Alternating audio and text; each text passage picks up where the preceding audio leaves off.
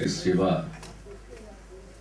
के पूर्व अधिकारी और अब बिहार के साथ जुड़कर सांस्कृतिक क्षेत्र में काम करने वाले श्री पवन वर्मा जी, राज्य सूचना आयोग के सदस्य श्री फरजंद अहमद साहब, यहाँ उपस्थित अन्य सभी विद्वज्जन, प्रिंट एवं इलेक्ट्रॉनिक मीडिया के प्रतिनिधिगण, इस सभागार में उपस्थित देवियों और सज्जनों, मैं सबसे पहले मेंस इंस्टीट्यूट के अध्यक्ष को और डायरेक्टर को विशेष तौर पर बधाई देता हूं कि उन्होंने एक बहुत ही सामयिक विषय पर राष्ट्रीय संगोष्ठी का आयोजन किया है। इन दिनों समावेशी विकास की बात होती है और यही कहा जाता है कि हम किसी को एक्सक्लूड न करें, सबको शामिल करें विकास की प्रक्रिया में, ताकि सबको उसका लाभ पहुंचाया जा सके। अभी हम सब लोग कामता बाबू की बात सुन रहे थे और आज उन्हीं को सुनने के लिए हम भी आए।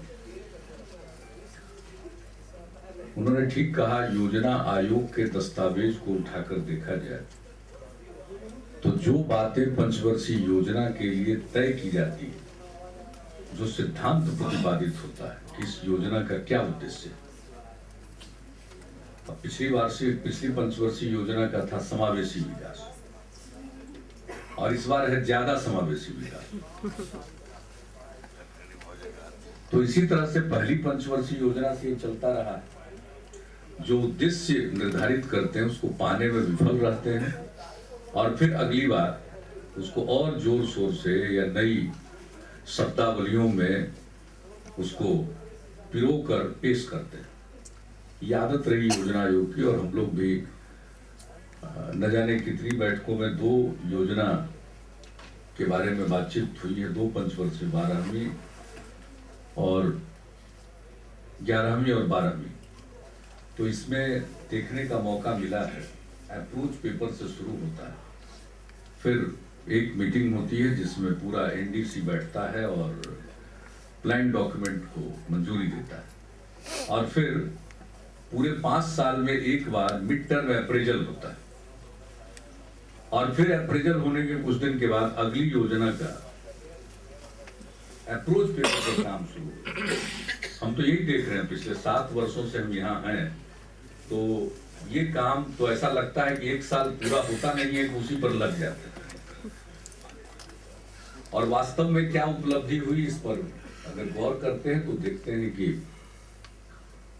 जो ठीक कहा कामता बाबू ने कि जो उसका तरीका, सबसे पहले तो इरादा, इंटेंशन, और उसके लिए जरूरी इच्छा शक्ति, वो तो है ही नहीं।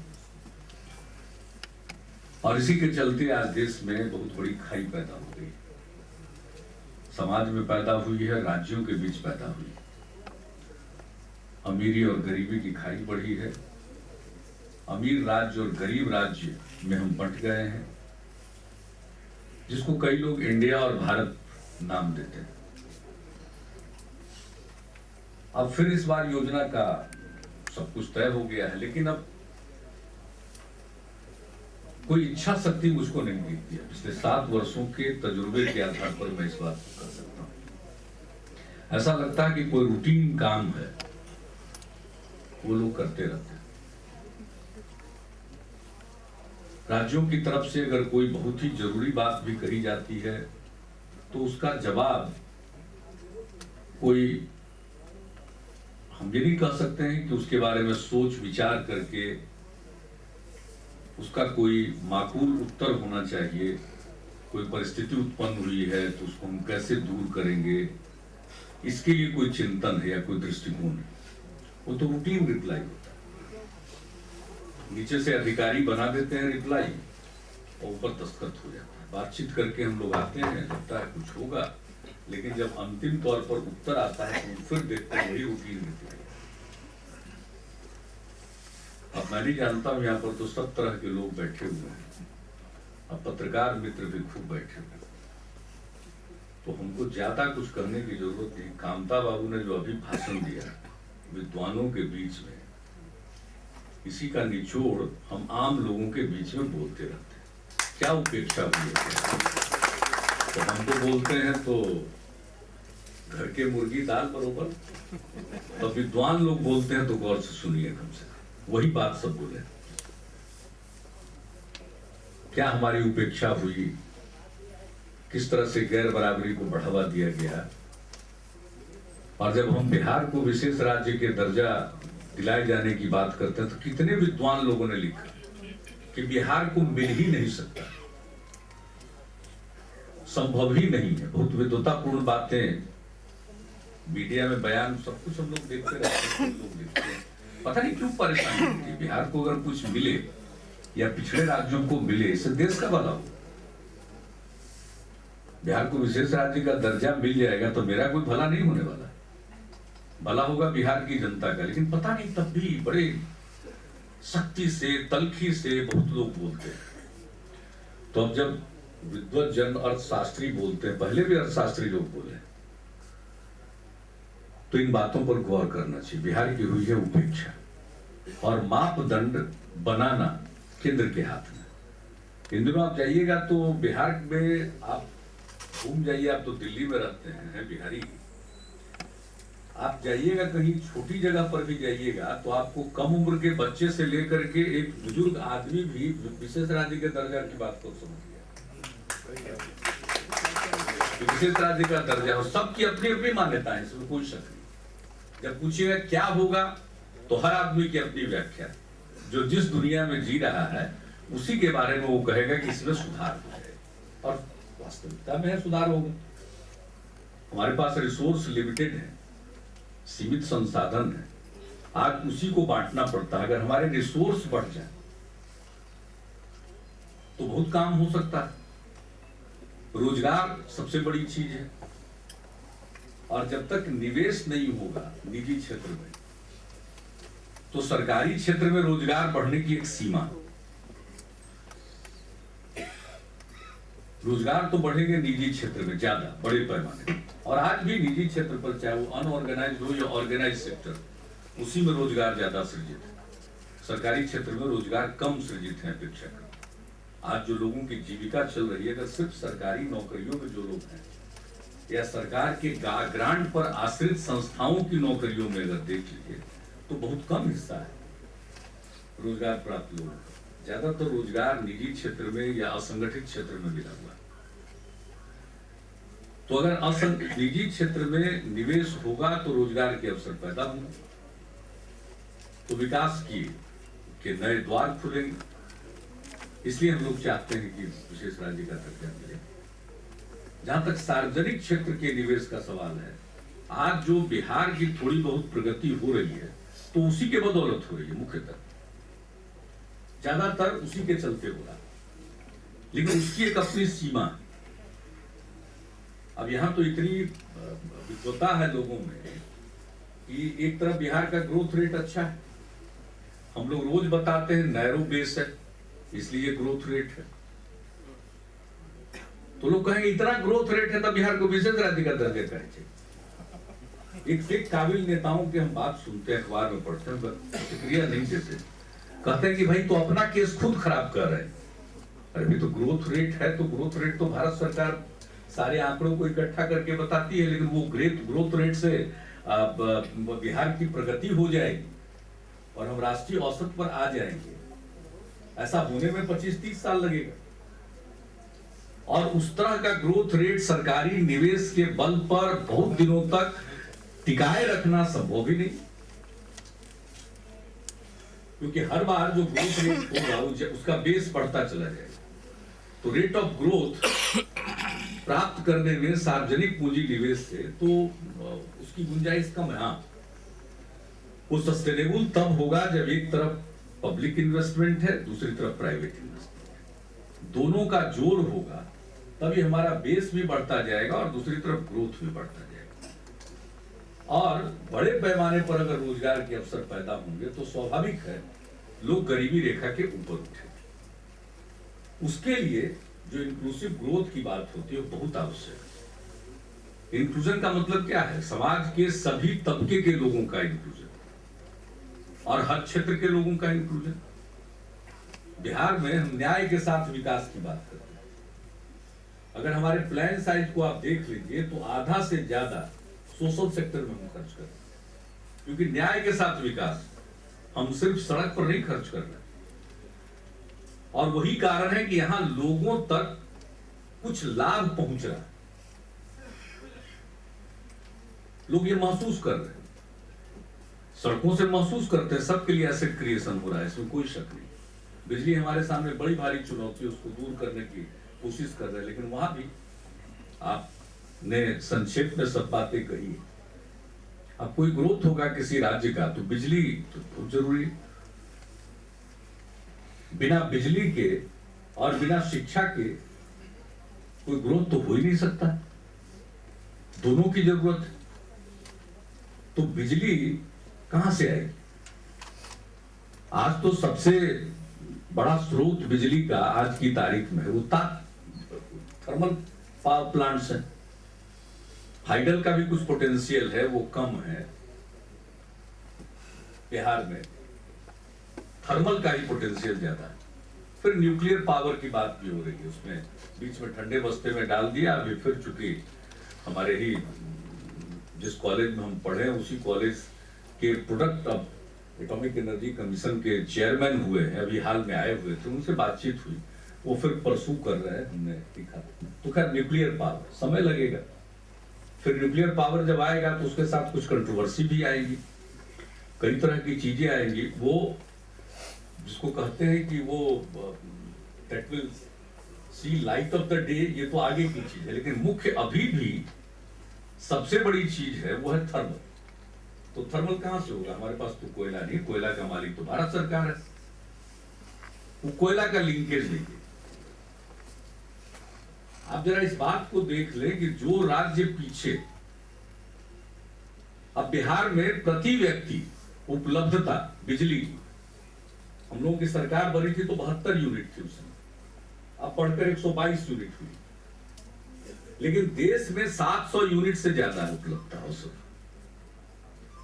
तो हमें बहुत बिजली चाहिए, तो बिजली का दो स्रोत है, या तो केंद्र सरकार के अधीन जो बिजली का कोटा है वो हमको ज्यादा से ज्यादा दे, और दूसरा यहाँ बिजली घर लगाने में सहायक की भूमिका निभाए, फैसिलिटेटर की भूमिका निभाए।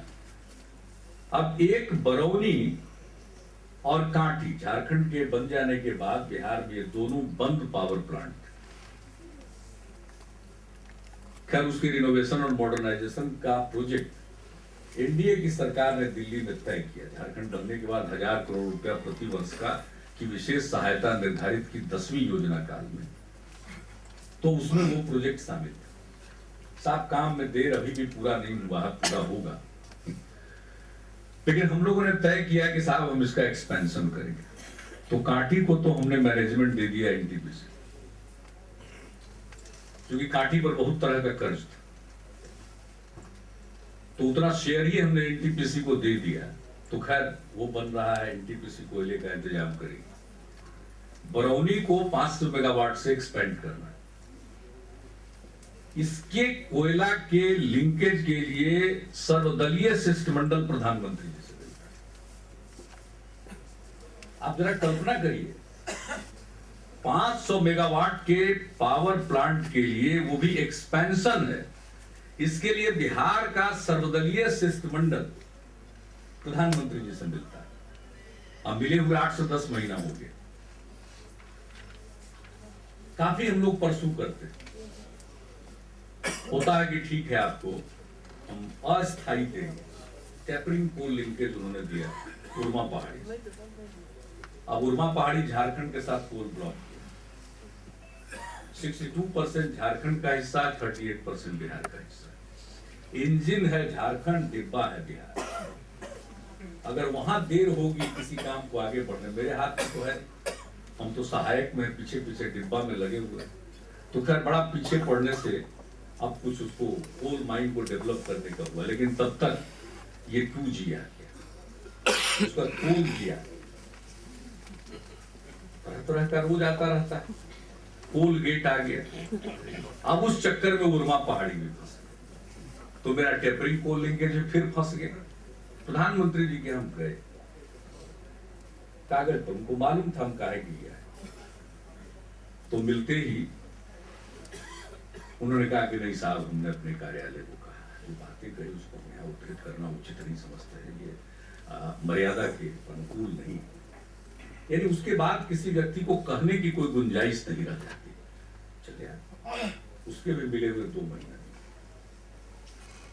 अगर वो कोल लिंकेज की चिट्ठी नहीं निकलेगी तो इन्वायरमेंट क्लियरेंस नहीं मिलेगा, और इन्वायरमेंट क्लियरेंस नहीं मिलेगा तो उसमें एक ईटा नहीं जोड़ सकते बरौली। अब आप बताइए कैसा न्याय है? मात्र 500 मेगावाट, इसके लिए कितना पापड़ बेलना पड़ता है। जो व्यावहारिक बात है, दिल्ली से लोग आएंगे तो कहेंगे कि सेंट्रल फंड के बदौलत विकास हो रहा और यहां उसका उपयोग ठीक से नहीं किया जा रहा। एक ही भाषण, बुरा हाल हुआ इसलिए 2010 में, और किसी कारण से नहीं। वो जो दिल्ली वाले समझते हैं कि दाता है और हम लोग याचक हैं, बड़ी संविधान की बुनियादी अवधारणा के खिलाफ बात। न वो दाता है न हम याचक। संविधान से सरकारें बनी, और अब तो खैर पंचायतों को भी संवैधानिक दर्जा है, नगर निकायों को भी दर्जा है। केंद्र को कुछ काम है, राज्य को कुछ काम। अब टैक्स वो वसूलते। फाइनेंस कमीशन बना हुआ है टैक्स के बंटवारा की, तो फाइनेंस कमीशन ने अपना अवार्ड दे दिया, तो टैक्स का हिस्सा है, वो उनकी कृपा है। लेकिन सब काबिल लोग बिहारी में आपको मिलेंगे ज्यादा, जो करेंगे दिल्ली कर सकते। एक से एक काबिल नहीं है, तो कुछ दिन रहिए या एक दिन शूट अब रिवाइव हो रहा है, कुछ दिन आप फैकल्टी के रूप में यहाँ रेगुलर रहिए, यानी एक अच्छी पौध तैयार कर दीजिए, पीढ़ी ठीक ढंग से सोचने वालों की, समझने वालों की जरूर कीजिएगा, क्योंकि यहाँ गजब गजब मान्यताएं। यदि नहीं देने का भी कोई विकल्प उपलब्ध है क्या केंद्र के पास? मैं पूछता हूं कि नहीं देने का भी विकल्प उपलब्ध है? यह विकल्प केंद्र सरकार के पास उपलब्ध है ही नहीं कि फाइनेंस कमीशन के अवार्ड पर आधारित जो ग्रांट है उसको वो रोक सकते हैं। यह विकल्प नहीं उपलब्ध। कॉन्स्टिट्यूशन में ये बात उद्धृत है, अगर वो रोकेंगे तो सुप्रीम कोर्ट में मामला जाएगा। ऐसा साधारण बात नहीं है कि जो बैठ करके बोल देता। अब जो आया, इतने ज्ञानवान अब राजनीति में भी हो गए हैं, एक से एक लोग बहुत ज्ञानी पुरुष हो गए हैं सब, और उनके ज्ञान में मदद करने वाले और ज्ञानी कुछ लोग हैं जो ऐसा ही सही कागज बना के दिया करते हैं। तो खैर, इंक्लूसिव ग्रोथ का मतलब क्या है? अब बिहार जैसा राज्य रोए 500 मेगावाट के कोल लिंकेज के लिए, यही इंक्लूसन है? किसको इंक्लूसन कर? राष्ट्रीय स्तर पर इंक्लूसन का मतलब है सब राज्य का विकास और समाज के हर तबके का विकास। समाज के हर तबके का विकास, हम तो उसी को न्याय के साथ विकास करते हैं। इसलिए हमने बताया हम अपने राज्य के स्तर पर, राज्य के हाथ में जो कुछ भी है उसमें एक तरफ अगर इंफ्रास्ट्रक्चर पर ध्यान है तो दूसरी तरफ सोशल इंफ्रास्ट्रक्चर पर ध्यान है। एक तरफ अगर फिजिकल इंफ्रास्ट्रक्चर पर ध्यान है तो दूसरी तरफ ह्यूमन रिसोर्स डेवलपमेंट पर ध्यान। और यही कारण है कि आज मानव विकास सूचकांक जितने हैं कहां थे? टीकाकरण क्या था? यहाँ 12% था, अब नेशनल एवरेज के ऊपर हम पहुंच गए। तो इन क्षेत्रों में प्रगति हो रही है, वही परिलक्षित हो रहा है। आउट ऑफ स्कूल चिल्ड्रन 12.5% थे, घटकर 3% के नीचे हो गए। अब क्वालिटी एजुकेशन पर जोर है। पहले लोग पब्लिक हेल्थ सिस्टम की तरफ ताकते नहीं थे क्योंकि वहां कुछ इलाज ही नहीं होता। अब उसका इंतजाम थोड़ा बेहतर हुआ तो पब्लिक हेल्थ सिस्टम के बाहर भीड़ लगी। तो ये सब जो साथ साथ डेवलपमेंट है, चाहे वो स्कूल का हो या अस्पताल का या समाज का जो अभिवंचित तबका है उसको ऊपर उठाने के लिए हमारे यहाँ यूनिवर्सल स्कीम हमने चलाई। अगर शेड्यूल ट्राइब का लड़का है तो हर एक को स्कॉलरशिप देंगे, एक्सट्रीमली बैकवर्ड क्लास का लड़का है तो हर एक को देंगे, लड़कियां सबको।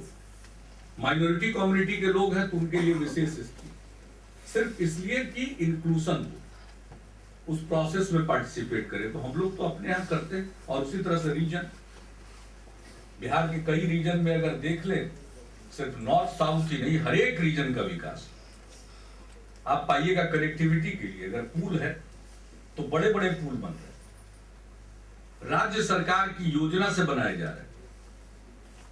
कोसी महासेतु तो हम लोगों ने अटल जी की सरकार रहते हुए करवा दिया, लेकिन उसके बाद कोसी पर 2-2 पुल हम उसके अलावे राज्य योजना से बना रहे। गंडक पर 2-2 महासेतु, गंगा नदी पर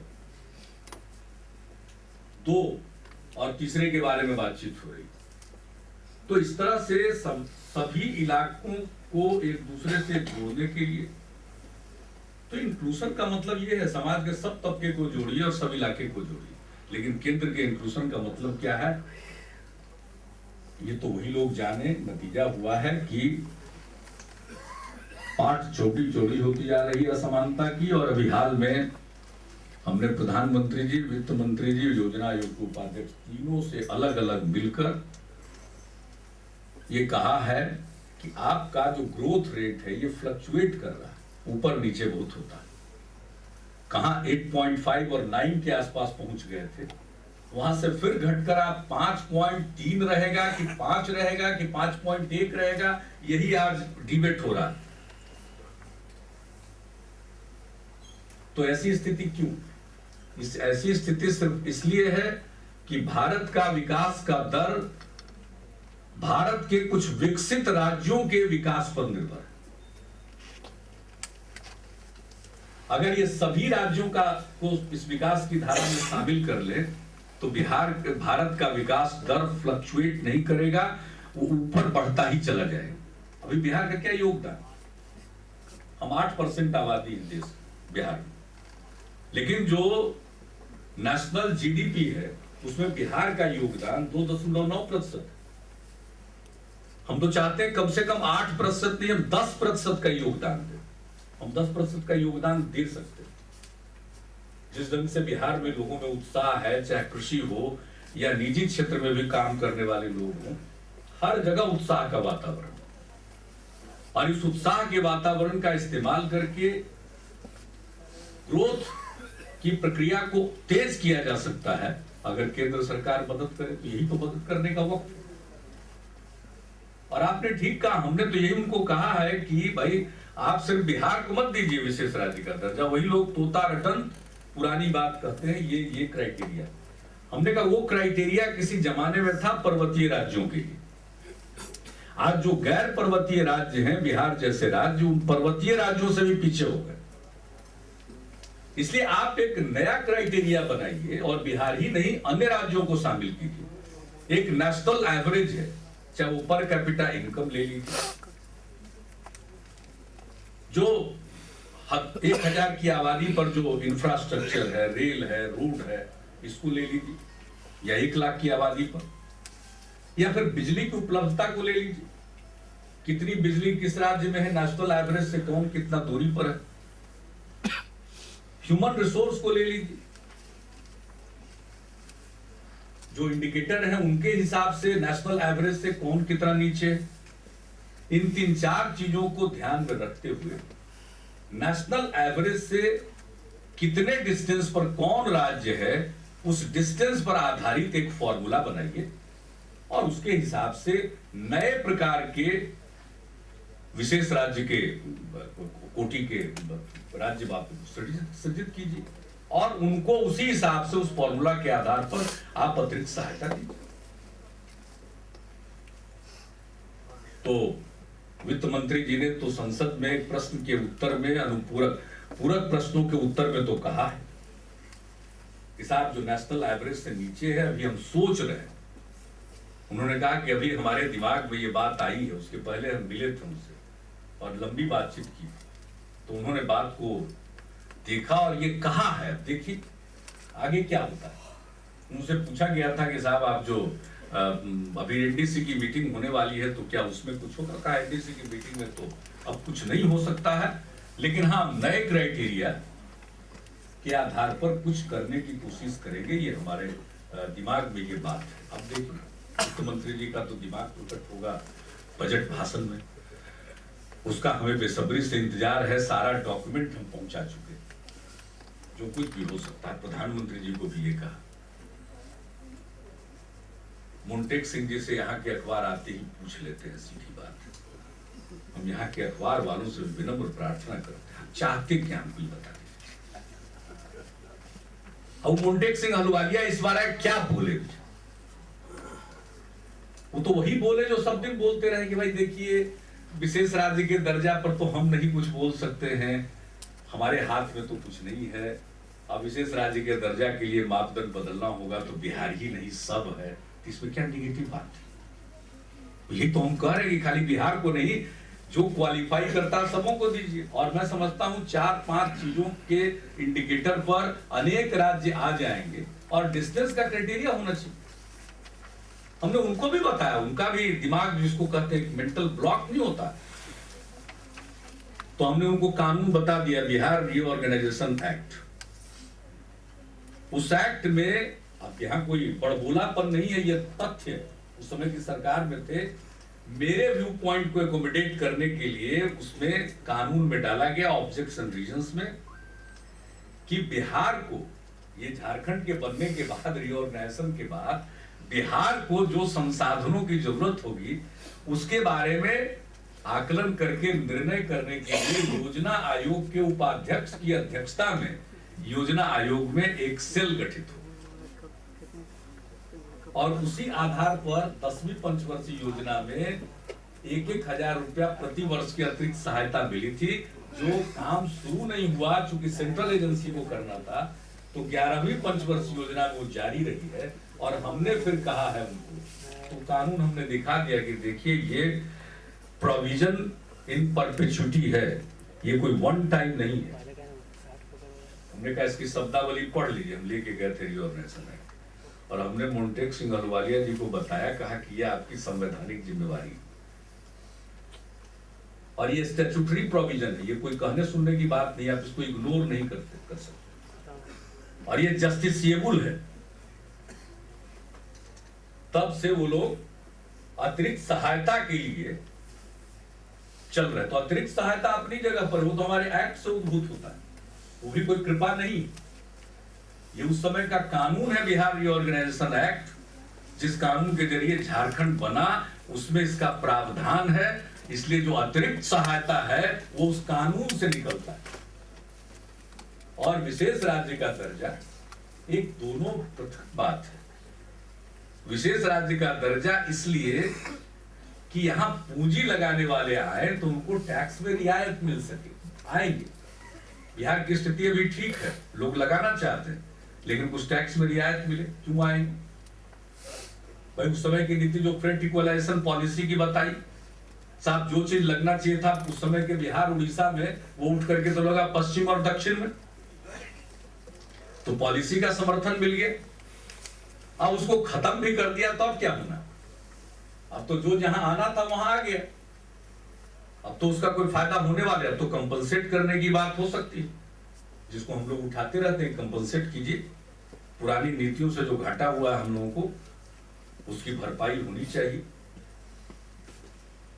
तो अब अगर पूंजी आती है तो टैक्स में रियायत मिलेगी, तो लोग आना चाहते हैं, आएंगे, तो रोजगार का अवसर पैदा होगा। दूसरा फायदा होगा जो सेंट्रली स्पॉन्सर्ड स्कीम, उसमें जो राज्य का अंशदान है वो हमको कम देना पड़ेगा। प्लानिंग कमीशन को परेशानी 90-10 को लेकर के, तो हमने कहा कि भाई ये तो डिटेल डिस्कस करने की चीज है। आप नेशनल एवरेज से डिस्टेंस तय करिएगा, तो उस फॉर्मूला के आधार पर तय होगा, किसको 90-10 मिलेगा, किसको 85-15 मिलेगा, किसको 80-20 मिलेगा। ये तो उस समय तय करने की चीज है। पहले सिद्धांत रूप में आप स्वीकार करें कि नए प्रकार के विशेष राज्य होंगे जो पर कैपिटा इनकम पर, इंफ्रास्ट्रक्चर की कमी या ह्यूमन रिसोर्स डेवलपमेंट के इंडिकेटर से उस पर कमी, या बिजली, इन सब चीजों को लेते हुए या कोई एक चीज को लेकर के जो भी केंद्र तय करे, जो नीचे हैं और एवरेज से जो डिस्टेंस है उस हिसाब से सहायता मिलेगी। तो हम देखें, जितना संभव था किया है हम लोगों ने, और इस प्रकार की संगोष्ठी से मैं समझता हूं कि एक वातावरण और बनता है। और यहाँ पर तो आप संगोष्ठी कर ही रहे, इंस्टीट्यूट इंस्टीट्यूट को तो दिल्ली में जाकर के इस विषय पर संगोष्ठी करना चाहिए, और देश भर के जो बैकवर्ड रीजन के प्रति सहानुभूति रखने वाले जितने इकोनॉमिस्ट हैं उनका कॉन्क्लेव कराना चाहिए। यहाँ की आवाज कितना सुनेंगे दिल्ली में लोग, आप दिल्ली में कीजिए और कामता बाबू की मदद लीजिए। अनेक लोग हैं जो हमारे मददगार हैं, यानी पिछले राज्यों के मददगार हैं, जो सोच रहे हैं। फाइनेंस कमीशन भी गठित हुआ, उसमें भी लोग हैं। तो इन सब लोगों की सहायता से एक वातावरण बनेगा। तो हम सिर्फ बिहार की बात नहीं करते, हम बिहार और बिहार जैसे अन्य पिछड़े राज्य हैं, वो सबकी मदद होनी चाहिए। मैं मानता हूं कि अकेले बिहार का कैसे होगा, तो हम ये कहां कहते हैं, तो कहते हैं बिहार की मदद हो। अब बिहार बोल रहा है, इसका लाभ बिना बोले अन्य राज्यों को भी होगा। धीरे धीरे अगर ये बात उन राज्यों में फैलेगी जो पिछड़े हैं और इन कसौटियों पर जो सहायता प्राप्त करने के हकदार हैं या विशेष राज्य का दर्जा प्राप्त कर सकते हैं, उन राज्यों में भी एक वातावरण बनेगा। यहां तो हम लोगों ने शुरू किया है। अब इसका बिहार की जनता में अब एक बात बैठ गई है कि ये हमारा हक, और ये कोई मामूली बात नहीं। भावनात्मक मुद्दों पर समाज में वातावरण बनते हुए लोगों ने देखा, लेकिन एक ऐसा मुद्दा पर जो सचमुच जनजीवन को प्रभावित करने वाला है, लेकिन मोटे तौर पर यह आर्थिक मुद्दा है। मैं तो समझता हूं कि सिर्फ आर्थिक नहीं है, सामाजिक मुद्दा भी है। लेकिन यह साधारण बात नहीं है कि बिहार में इसके प्रति एक माहौल बना, और कम पढ़े लिखे लोग तो समझ गए, बाकी लोगों को समझने में जितना वक्त लगे।